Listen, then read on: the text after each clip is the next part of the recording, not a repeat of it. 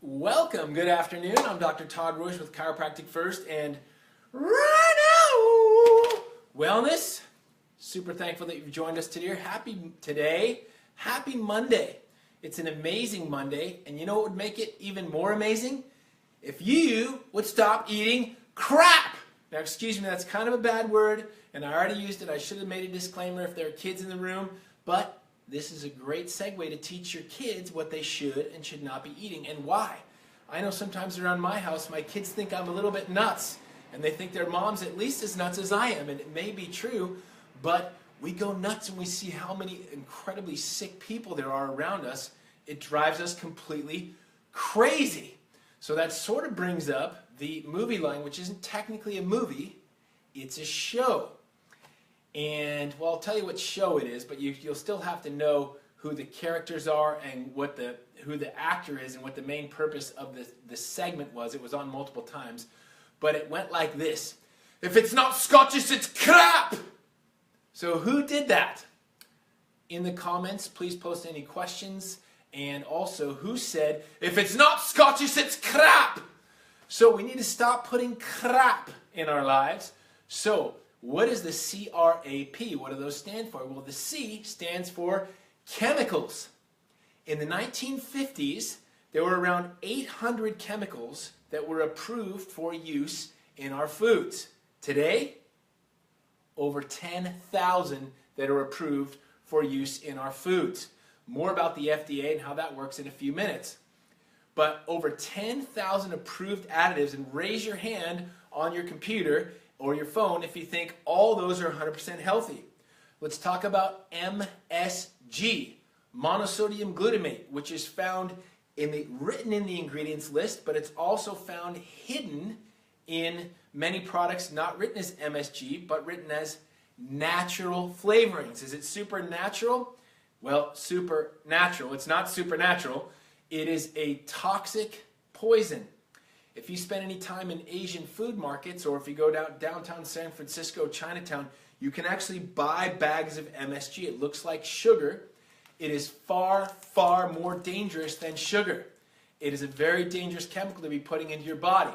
So MSG is what's called an excitotoxin. I will get briefly into it, but an excitotoxin means that its purpose is to stimulate your taste buds and stimulate your brain into thinking you're having something super tasty. So instead of using healthy herbs and great things that God has made for us to make our food taste amazing, you can just put super cheap MSG in it and it stimulates the brain to do the same thing. I'll never forget, in a nutrition course I took a few years ago, a good friend of mine, Dr. Tim O'Shea, who wrote an amazing book on vaccines. I recommend his book, Tim O'Shea, and he went to this clinic where they said, everybody close your eyes, and they said, okay, now smell really deeply. And he said he smelled deeply, and he smelled crystal clear the smell of a greasy cheeseburger, French fries, and a chocolate shake. They said, okay, open your eyes. And he looked down. There was a tiny piece of paper. They put one drop of a chemical on it. Let that sink in for a minute. Now, what does that mean to you? That is pretty scary. They can simulate all kinds of tastes. Well, MSG is one of these toxic chemicals. If you're interested in more information on that, read Dr. Russell Blaylock, B-L-A-Y-L-O-C-K. He's still technically a neurosurgeon, but he doesn't practice in that way anymore. He's a former neurosurgeon turned health crusader. The book is called Excitotoxins, and it's all about how they're destroying our brains of adults and even of children, especially children with learning disabilities of any kind, anything on the autism spectrum, serious, serious brain damage caused by MSG and other excitotoxins. So the C in crap is chemicals. The R is refined foods. Okay, I almost skipped one. Refined foods. So there's lots and lots and lots of refined foods. We're going to talk about one of them, hydrogenated oils. Now I want to tell you what a hydrogenated oil is. Very cheap, unsaturated oils like vegetable oil, corn oil. These things are not super shelf stable. they're also not very thick. So to keep foods with decent texture on the cheap, in other words, very, very cheaply, we need to saturate these oils to make them shelf stable. Here's what I mean. Saturated oils are solid at room temperature. Your coconut oils, your lard, they are very solid. Butter is solid at room temperatures, normal room temperatures, maybe not all the time in Reading, at least in my house. So they are solid at room temperatures. So unsaturated oils are not. So what they're going to do is they have to saturate the oil with hydrogen atoms, hydrogenated. They heat the oil to super crazy high temperatures and they bombard it with hydrogen atoms. They basically shoot hydrogen bullets at it. Now the hydrogen atoms will stick, and they will stick in freakish, abnormal structured configurations. They call it trans configurations. In all of nature, all of our chemicals that exist made by God have what's called a cis configuration. This may bore you, but what that means is all the hydrogen atoms are on the same side of the carbon atoms. That is how all fats have existed since the dawn of time. Now, when we bombard them randomly with hydrogen atoms, they will be on multiple sides all over. It will be fully hydrogenated. It will be saturated, so it will be shelf stable, and it will be very, very cheap to produce. But it is highly toxic for your body.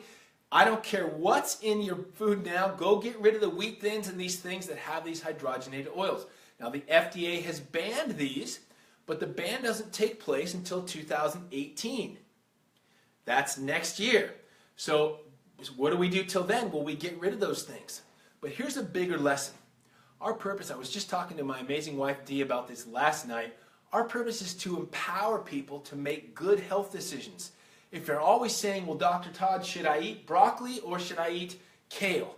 Well, it depends. We do a lot of tests to measure what foods people should be eating. But the thing to gather is to empower yourself to find out what's best for you. Because no doctor can ever know what's best for you like you can. We can support you, we can test you, we can give you tools, but ultimately you've got to be on your journey. You've got to be your own advocate. So with the FDA, they banned this, and that's great. They're just doing the best they can with the science they have available. Now, some of my listeners may argue that they're all lobbied and they're all bought out by corporations. I'm not going to get into that today, but I just know this. They can't do everything for you. You are responsible. If everyone on this line, raise your hand and say, I am responsible. I am responsible. You are responsible for your health. The FDA is not. So what about all the last 30 years they've been hydrogenated oils and it wasn't safe all that time? They estimate that every year 20,000 heart attacks, there will be 20,000 fewer heart attacks just from banning that chemical. Now what about all those people who've been eating it all along, who didn't know any better, who trusted the government, which is a lot of people. So the lesson is not hate the FDA or get mad at your government. The lesson is empower yourself, because you're responsible for your own health. Okay? Say, I am responsible. The A is artificial sweeteners. I know a lot of people who constantly say, I eat health foods, I eat sucralose, or I eat saccharin, or I eat aspartame. They think it's healthier than real sugar. Is real sugar healthy? Absolutely not. But at least it's not a toxic poison. Now, like we talked about with MSG, artificial sweeteners, they can cross the blood-brain barrier and they act like excitotoxins in the body. Here's another amazing thing.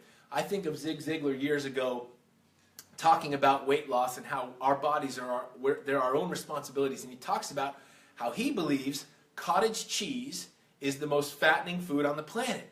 He'd say, I don't have any scientific evidence to say that. He's from the South, Yazoo City, Mississippi.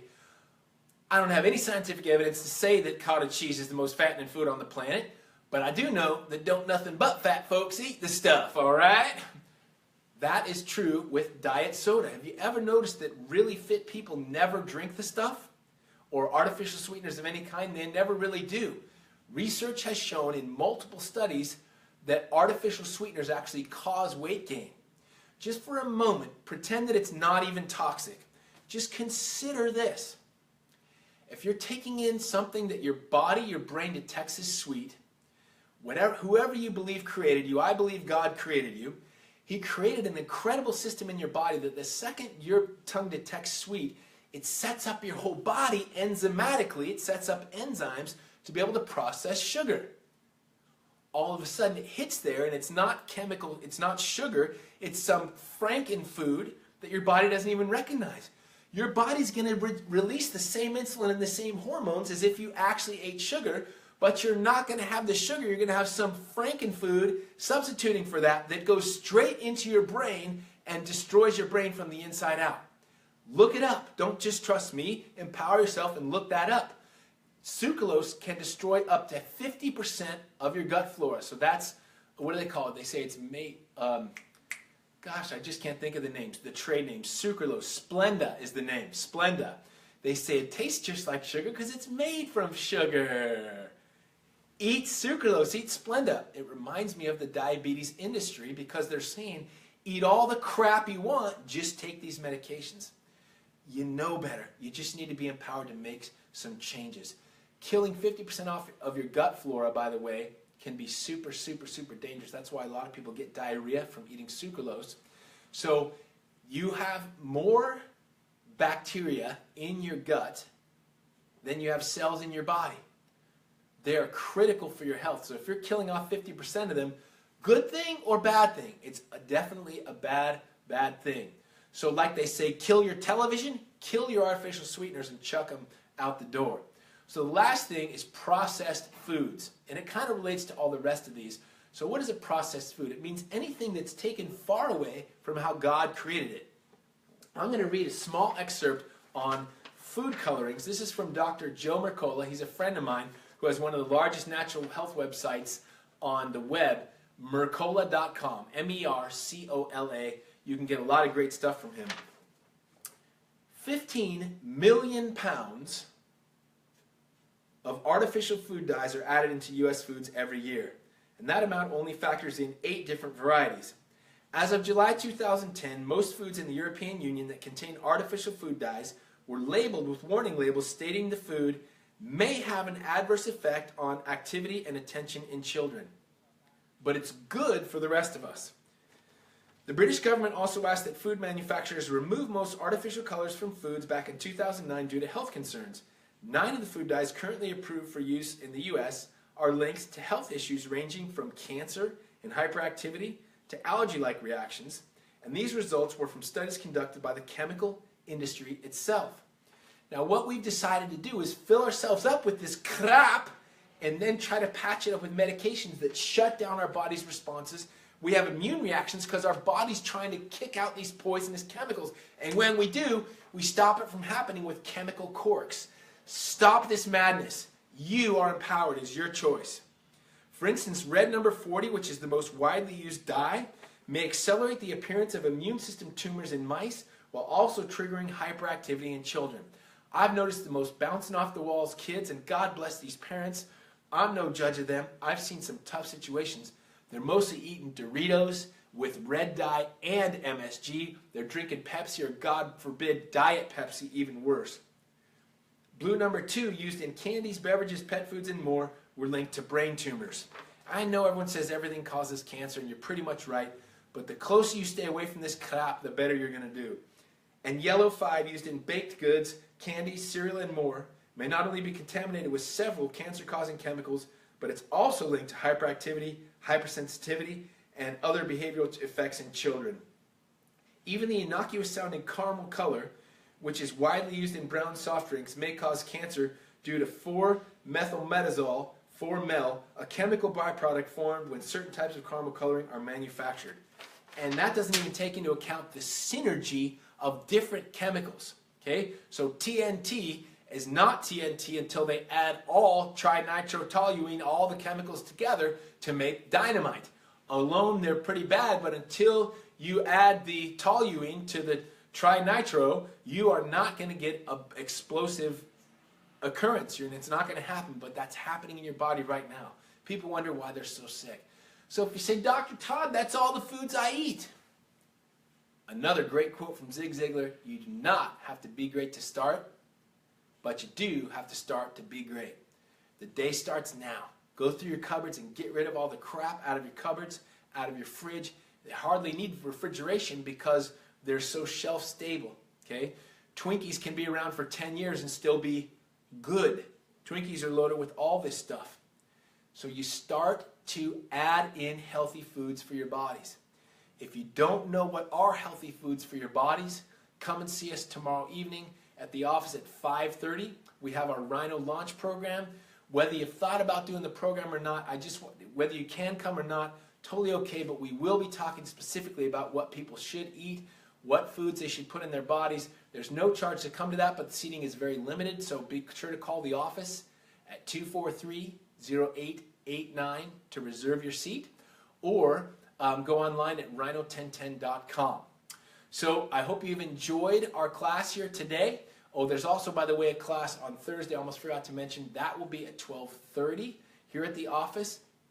The benefit of coming Tuesday, though, is that one lucky person will win a complete Rhino program.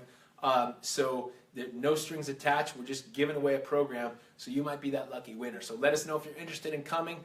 And I hope this has been really helpful. And until then, stay off the crap. Or should I say, cut the crap. Thank you for being here.